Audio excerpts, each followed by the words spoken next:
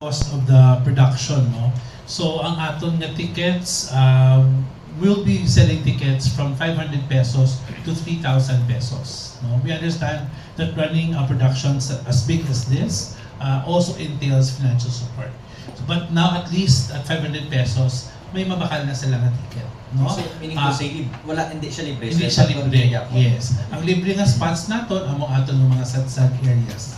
3 along the way, no, between the two major judging areas. Okay. Sir, for clear picture lang, from Iloilo Freedom Grandstand to Sports Complex, right? Yes. Pero in between, may mga judging areas Yes. for street dancing. For street dancing. Like ano Yes. siya, mapundo. Mapundo sila, ma-perform sila, although slightly moving forward, kung magapundo sila sa mga dalan, no? Para mag-perform. Maybe 3 minutes or so in the space that's provided. For example, paglusot na nila sa Washington Supermart up until sa Old Cinema, sa may Obelisk, sa may Socorro, judging area na the street, no?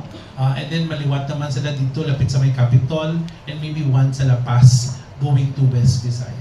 So, sir, yung mga area, sir, may mga risers kita. Wala kita pa ibutang kay because medyo sa gabal na siya, sir. So, maling judges na to moving lang sila galit? Moving, maybe elevated platform, but the rules also allow them to move around. No? While we are putting specific spots for the judges to stand on, they can freely move around. May mga markers kita, beginning and end of the street judging areas as we did before.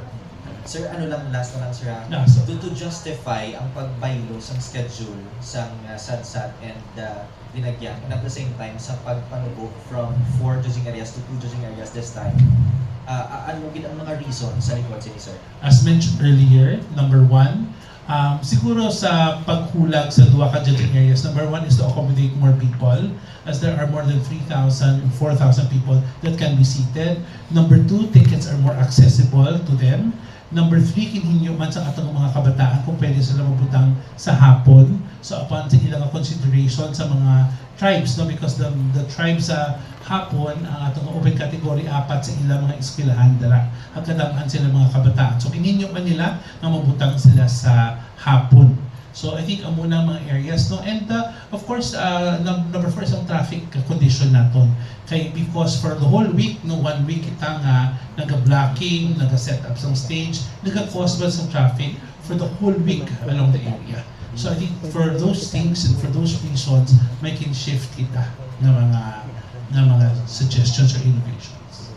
Thank you, sir. You're welcome. Sir Joseph Marsan.